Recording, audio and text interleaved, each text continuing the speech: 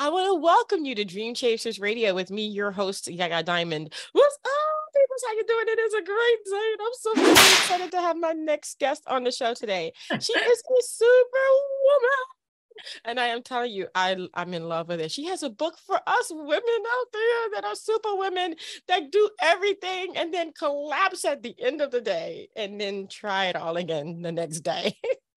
Okay, so man, let me tell you something. I have a wonderful guest today. It's Rosemary, and she is here to talk about her book. But not only that, I kind of want to dig, got her back in the day, because my girl is just like, she looking great and she's doing great things. Welcome to the show. Thank you very much. I'm so happy to be here. I'm so happy to have you. You don't look a day over 60. Thank you. I know, I'm not lying. You don't look a day over 60.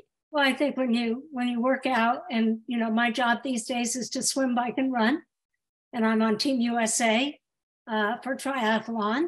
And last year I became a world champion. Oh my gosh! Triathlon with 3 other octogenarians. That is amazing. That is amazing. Yeah. So, right. Okay, so we have to get into the whole thing of what you do with your knees, because a lot of people, when they get older, the knees just go. And I've fallen like, I don't know how many times off the stage because I'm a singer. And I fell right onto the concrete and the inside of my knees are suffering. So what do you do for that? You get the rooster comb shots in your knees. Okay. What is that? Now, rooster comb shots are collagen. They aren't steroids. And I get them. Now, I have all my own, my knees, my hips, my arm, everything is the same. I don't have any artificial limbs yet. And I run on Tuesday and Thursday mornings with a couple of my friends. And I was asked last week when I stopped to talk to a couple of women, and they said, "Do you still have all your own joints?" And I said, "Yes, I do have my own joints." Because that's a subject. But get shots on your knees, get an orthopedic surgeon who will give you because they cushion when you get bone on bone. And like I've had 5 trips off my bicycle where you go and you land. First you land and you're going off the bike and you're kind of turned, and then all of a sudden you're evening out, and then you flip over the handlebars and you hit your head and your shoulder and your elbow, then you hit your hip and then your knee. And then you're wondering whether you put a hole in those new pants you just bought from. But the whole thing is that, bicycling is pretty dangerous. Yeah. And I've been taken out like in a world championship in Chicago. I have 2 torn tendons in this arm where some guy behind me said, "F you." And he passed me and it pushed me off the road into a cement barrier, into one of, those things they use to keep people off the road, the cement barrier. I was in the trough of the cement barrier, and I was on my drops on my bike, and I went into a sign and then into the cement barrier, and I was upside down on my bike. They caught him. The guy was from Mexico. There was a monitor from the United States on the road. This was up by the Field Museum of Chicago. He got the guy's number and DQ'd him. Yes. Disqualification. Yes. Yes. Oh my God. Yes. But the thing is, guys are bullies anywhere. It's their nature. And so we women have to, do everything we can. That's right. Anyway, you got to protect, we have to protect these joints. I mean, I'm fortunate. My mother had never broken a bone, and she died at 87 only because she fell out of bed and hit her head. So we have to keep that hope that we'll just be strong, get to exercise for ourselves, even if it's getting up in the middle of the night and feeding babies, or going to the grocery store 10 times a week or whatever, getting the walking in and doing things that we have to do. That's right. That's right. Wow. So let's go back in the past a little bit and find out, you're an amazing athlete, even later on. And I want to be just like you. I do. I think that, I'm 50, And I mean, most people look at me and they're like, you can't be 50. You're like, you're 32 or something. You got kids. Yeah. I got grandchildren. And so it's like, yeah, I want to stay active too. But how did you get from there to the book? I mean, how did this happen for you? Well, I did the book, and then and when I was 65, I did my first triathlon. Wow. That was, I have a club that I belong to. It's called the St. Pete Mad Dog Charities. Well, that's part of it. The St. Pete Mad Dogs is a triathlon club. You have to get with people who feel the same. Like you have to have a girlfriend who wants to go out walking, or a boyfriend or whatever, who's athletic. But my dad was very athletic. And there were 5 girls, no boys. And we had the best sports equipment in the neighborhood. He took us to, wrestling matches and boxing matches. We had golf clubs, we had basketball. We had a basketball court in our backyard, a bocce court. I come from a Italian background. We had the best gloves. We had mitts for any position. We played softball, hardball. We ice skated, we skill. Because you start young, and when you start young, I gave it up when I lived in New York City for 13 years. All I did was I played squash and did a lot of walking. But the thing is that when you have children, it's very tough. And you have to spend that time. But you have to make time for yourself. Every woman has to make time for herself. We have 3 jobs. We have mom, we have wife, we have worker, then we got chief cook and bottle washer. Okay, so we have to do all those things. There's no choice. It's what we are. It's who we are. And it's important to many lives. That's how the world goes round. But I think my athleticism has helped. And my older sister, she was a real terror. And she's 2 years older than I am. And my sister, Pat, we'd get on our bikes, we'd ride miles. We grew up in Connecticut. And we would ride miles to the beach, or we'd go up to the woods and catch salamanders. She was just one of those people. She was very, very athletic. And she took me along with her. So, and we're still doing things, although her knees are bad. So she's not skiing with me anymore. But that's pretty bad. So yeah.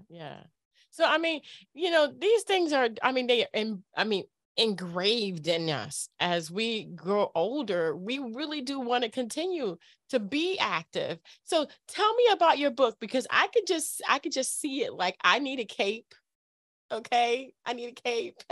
Did you? Well, you know what? I had a cape on the original drawing, and then the people who put the book out, they couldn't do it.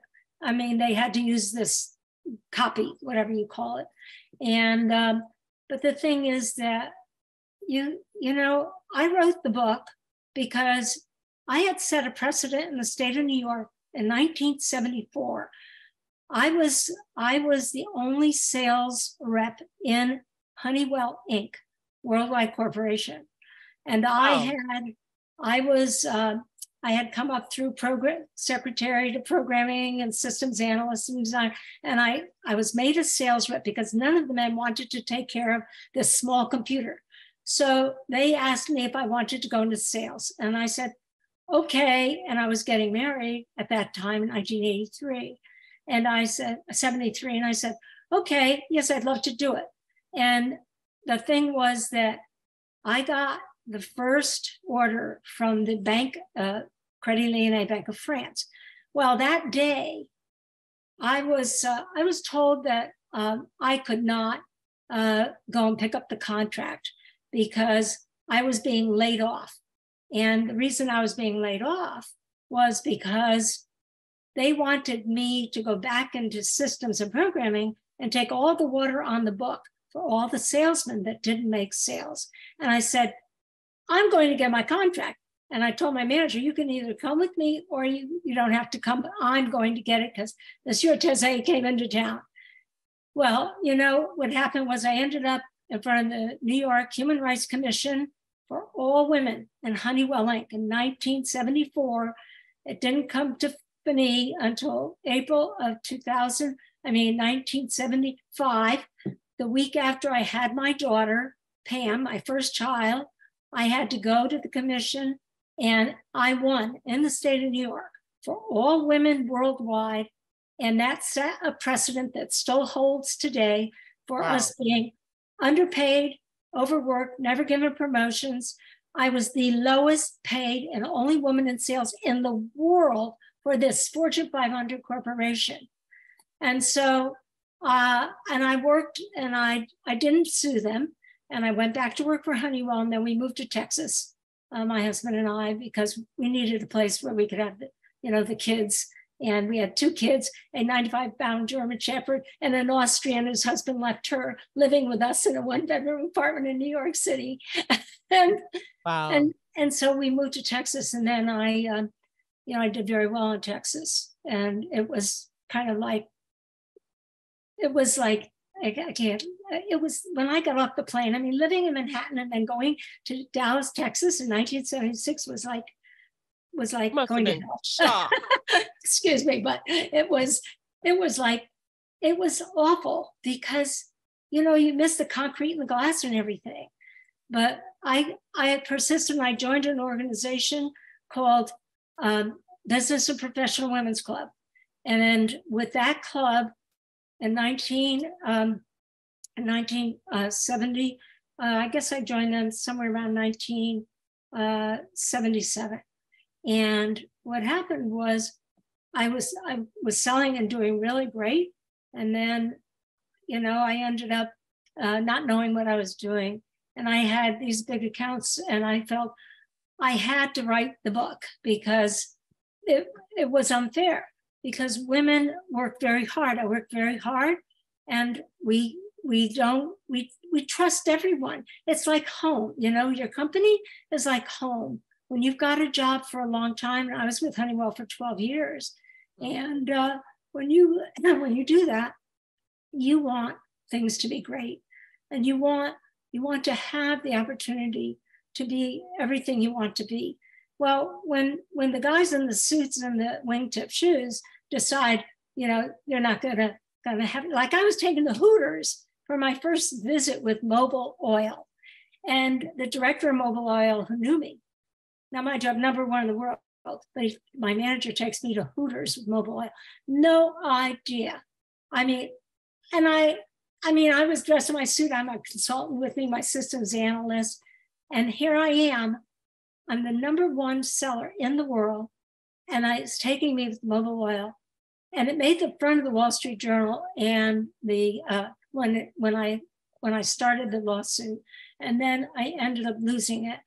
But I did the book had come out and it had to go in the closet.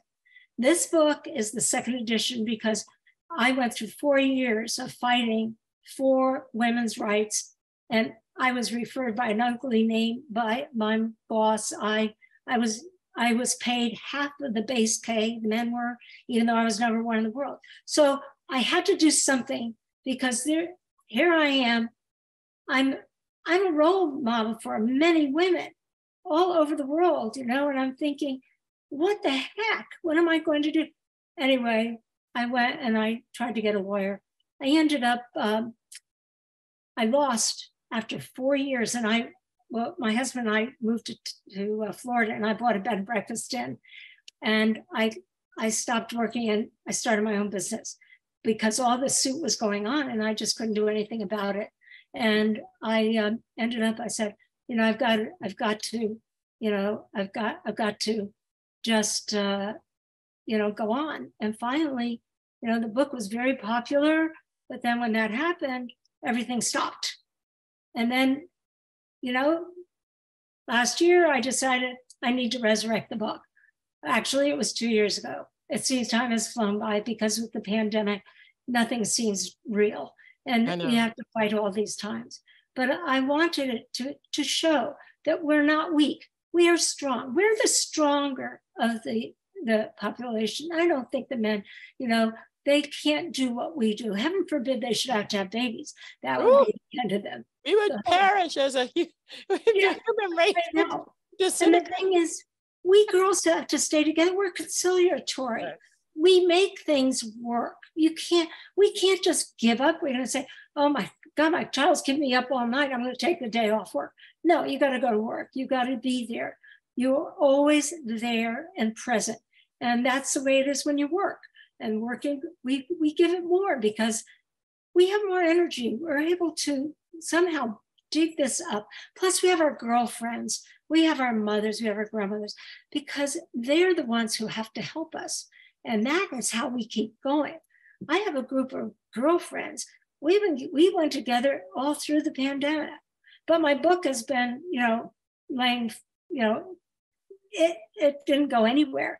Not like the first book, which was all over the newspapers and things.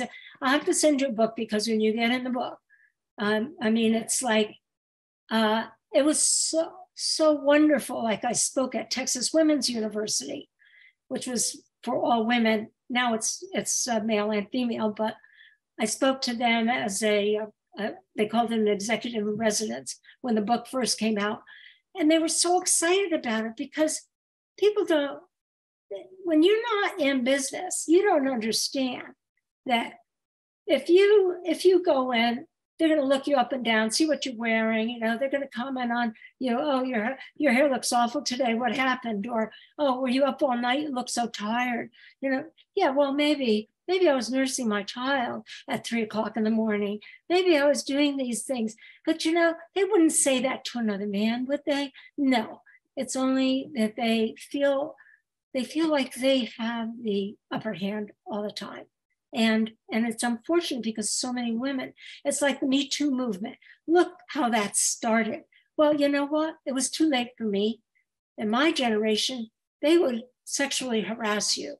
They would sexually assault you. I know women that were. There were things, and then, how can we get them to let go with trying to make sure our health is fine and that we do what they want to do, not what we have to do, what we want to do with our own bodies.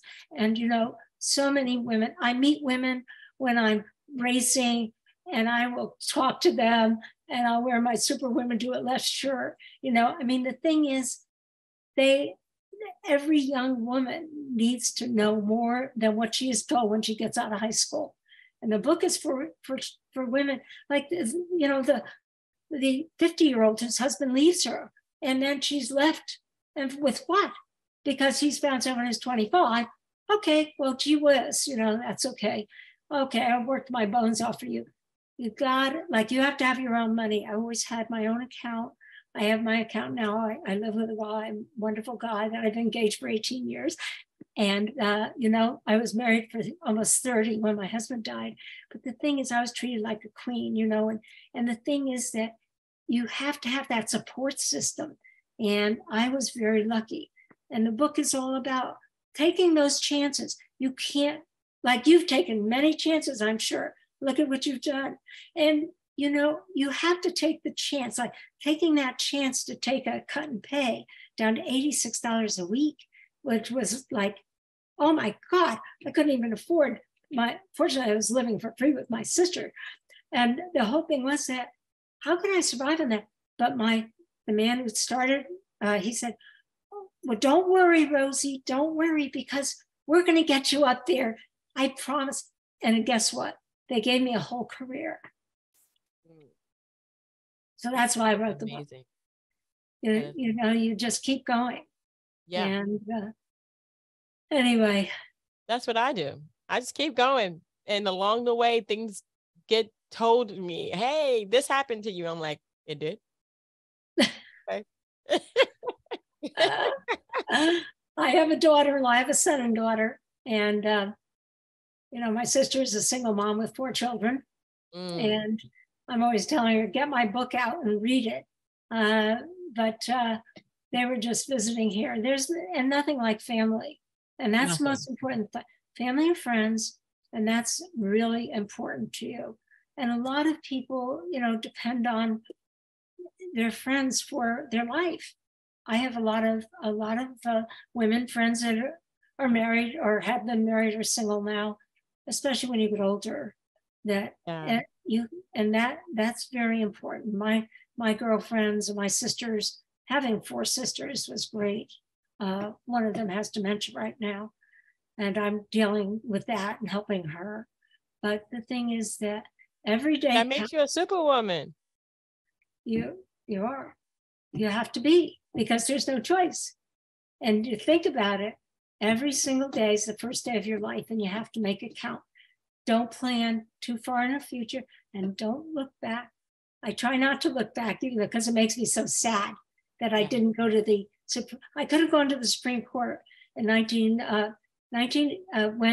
when everything settled down, 1980, 86. I could have gone to the Supreme Court with the American trial lawyers after I lost in the state of Texas and the state of Louisiana. I lost the second one. I won in the state of New York, and there I am in 1983 battling for women again. And that's when Anita Hill was trounced on. And just think if she had gotten Clarence Thomas out then, right? Just think of that. I mean, and her whole life was trash for a while there. Now she's at Berkeley. She is really one of my role models for getting up in front of them and saying, what she said. And I loved Hillary Clinton. I cried. I wanted a woman in the presidency. It will happen. It will happen. Eventually it will. Eventually it will happen. I think that the new generation understands competency above color and above gender. Absolutely. Absolutely. And that's the most important thing, but that's not what they're making it. And, Kamala is doing a great job. And, she's sitting there. She's number 2 person in the United States and pretty much on the world, and that was a big achievement. And that was because the old man, as they call him, I think he's great because you know what? It's just, how it was when Barack Obama was in, I shouldn't get into politics, but I cried. It was so wonderful. It was so nice. Everything family and everything was quiet and we didn't have to worry. The world was good. We weren't at war. Oh, anyway. So these are things that every woman has to think about because she's the role model for her grandchildren. I have 3 granddaughters and 3 grandsons. And, like when I win a race, it's really amazing because I've got my United States flag around me. I've got they're playing "We Are the Champions," my favorite, queen, and they've got, you got this little teddy bear, and your 3 people you did this with are up there on that stage, and you're like, oh my God, I can't believe this, and I don't ever have to do another one. There you go. There you go. Wow. Well, let me see that book. Show me the book. Look at that. You see it? I see it. I see the cape. Yes. Yes. We'll have to get them to send you one or give you one. Oh, I would love that. How did they find you? I'll put it in my collection. I have more than this. I have like a whole bookshelf of just different books that people have sent me. And I've gone through maybe 50% of all of them. I have a lot of reading to do. So this will give you a laugh or 2 or 3, and you can pass it on. And if you wanted more, you have to send me your address and I'll send it to you. They should have given you one before we did this, but I'm so pleased that I had this opportunity to talk to you. And I'd be happy to get on any topic you want on discussing, business and pleasure, It's important. I think the biggest thing that I think that we as women forget is ourselves. Well, that's it. You have to be very selfish. Okay. You have to be selfish. You have to take that time to really, like, a lot of my friends are very spiritual, and they'll sit down the book and they'll, be very quiet for a half an hour. I'm not good at that. I was never, and Sandy, my significant other, he and I were like, we're not going to sit around with a glass of wine and we don't do that. He's always doing something. He's very bright, but he's had a lot of cancer. And it's like, I have to be in the present. Today is the day that counts. Everything I do today is important. And everything I do tomorrow, that will come, and I'll take it as it comes. And last year, I do senior games also. The Senior Olympics are great for women. You could walk, you can do anything. It's every sport activity you want to do, pickleball to badminton to whatever. People who are over 40, 50, get together, and they do this every other year. This year they're doing it in Pittsburgh, and I didn't go. But Humana sponsors this, and they had 12,000 people last year in the games in Fort Lauderdale, Florida. And out of those 12,000, they chose 12 of us to be their ambassadors. And I got on, and I was talking to the woman because of my St. Pete Mad Dog Charities raises money. It's the Robert Ray Defibrillator Fund.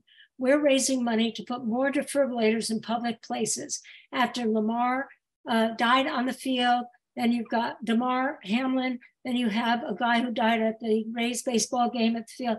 The defibrillators were not there. And with the city of St. Petersburg, I am now starting up the St. Pete Mad Dog Charities, Robert Ray Defibrillator Fund. We put defibrillators every swimming pool and rec center in this area, in Pinellas County almost, and they got them onto the fire trucks, and we're putting them on the public works trucks this year, I hope, and we're gonna have portable units, because Robert died because there wasn't one at the swimming pool. And DeMar, he was brought back to life, but look how long it took him to get them to get that defibrillator down to the field, right? His friends were pumping away. The defibrillator should have been on the field. It's like children, you know. There was a young man back in 2002 when we started the charities, 21 years old, went out to run with a friend and died. Sudden cardiac arrest doesn't discriminate on how old they are. It can happen to children, it can happen to old people, young people. And so that's my goal. I'm the chair of it. I've got two people work with me to raise money to do that this year. Where are you located? I'm in Seminole, Florida, right on Tampa Bay almost. And we're real close to St. Petersburg. I am in Sarasota. Oh, I knew that. I knew that I was going to say something. I saw that. Well, yeah. I have to come down and visit you. Oh, I'm coming. Actually, I will be at Treasure Island this weekend, so I will get that information to you. So Treasure Island you going to be? Oh, tell me. I'll be. I'm only 10 minutes from Treasure Island. I'm almost on Beach. I should be able to see you this Saturday. Oh, great. I'll bring you a bunch of books. Okay, so that sounds good. And you can bring your book. Absolutely. And we'll take a picture together. Oh, that'd be fantastic. That would be amazing. Okay, I'll bring breakfast. I cook. Okay. That is amazing. You know, it's amazing how we stay together. And I would love to cover some more of the charity that you're for and the defibrillators and put some more information out about that. Because not only does your book cover being a superwoman, but you care for people. And that's what we do. As women, we care for our children and the people that they're involved in and our grandchildren. And if we're honorary aunties, that's even better. Okay. I have surrogate daughters. See? I have Ingrid Umdash, who was she took care of my kids when I first had Pam, and I had to go back to work because Honeywell, when I won from the state, I had to go back to work. Ingrid Umdash, her husband left her with us. We got her divorce, her green card, and she lived with us, and she's my best friend. And then I have her name is Anna Sinibaldi. She lives just above Florence, Italy. She's up in the hills. She started working for me at 20. She got a college degree. She ended up going to work as a consultant in the computer industry and information technology. She didn't take a job with the company I was with in Dallas, but she ended up getting a job that they never gave her a position as a manager, even though she had a master's. And so she bought a B&B too. And she has it up above the Bay of Salerno. It's up above it's between Florence, Italy, and Siena, up in the mountains. And then I have Deborah DeBosch, who helped me at my B&B when my husband died. She came in and worked for me as a assistant innkeeper. And I have Heather Parley, who was she was in charge of the Vinoy Hotel. I don't know if you've ever stayed there at the Renaissance Vinoy in St. Pete. Well, she was the head of the desk. And then she came to work when my husband died for me also, and spent a year with me. And now she's an airline flight attendant. So I have these 4 surrogate daughters to supplement my wonderful daughter, Pamela. And, it's great because Mother's Day, I get cards and calls. I get one from Italy and I get one, and it's wonderful. It's what you want in life. It's so important to us to have that. Well, that's so exciting. Yes, it is. Well, so you're going to be there on Saturday. I will be. And I will let you know where I'll be. We're gonna finish this because we got to finish this interview. Okay. But I am so thankful to have you on the show, and so thankful that you're so close. So what we're gonna do is I'm gonna see you on Saturday because I'm not gonna finish the video until I do. Okay. And so this is where we stop. And the next picture should be us together in St. Pete this weekend. All right. So it's a date. You have my number. You have to get my number. And I don't have your number, but you know what? We'll get that after the show is almost done. Well, we can't say we're stopping here because we're going to take a picture. We're going to take a picture with the book and everything. Okay. And we're going to have a great time on Saturday night. I want to thank you guys so much for tuning in. Stay tuned for the picture and fun times. Oh, you're the best. Rosemary. Thank you, Rosemary. So nice. I'll see you this weekend. Oh, thank you. Okay. So like I said, we're going to finish this together, right? So here we are, Rosemary and myself, and we're on the beach in, Treasure Island. We're on Treasure Island, and yes, we are on the beach. And it's going to be a wonderful evening. But I want to thank you guys so much for tuning in. This is going to be a wonderful wrap up for a wonderful interview for a lovely, wonderful lady. And you got to get this book. She is the best. And we have a fabulous singer, and I don't know, she's everything. She's a superwoman that can't be compared to. And that's why you got to get this book. Anyway, so exciting to be here with you, Yaya. Definitely. I can't believe it. I'm so happy. I'm very happy. I haven't had a happy day like this for a long time. Oh my gosh, this is wonderful. Anyway, everyone, you have to follow her and make her very proud of everything you do. And just remember, women can do it all. They have to. There's no choice. No choice. Here we go. Get this book. We're going to put everything in the description box below, so it'll be easy for you guys to go ahead and get that for yourselves. I got one. This is my copy. And she brought 2 more, but they're gone already because they go pretty fast. So go ahead and get yours today. And every book you buy from me directly, and you can see me at rosieray@mindspring.com, or you can look me up at Rosie Ray at superwomendoitless.com online. And all of the proceeds from any book I sell will be going to the St. Pete Mad Dog Charities Robert Ray Defibrillator Fund. We're putting defibrillators in public places so people don't have to die and not have someone there to bring them back to life. That's right. And that's it. We need defibrillators all over. That's right here, guys. I'll put the link in the description box below. And until next time, guys, don't forget to dare to be different. Have a good day, guys. Bye.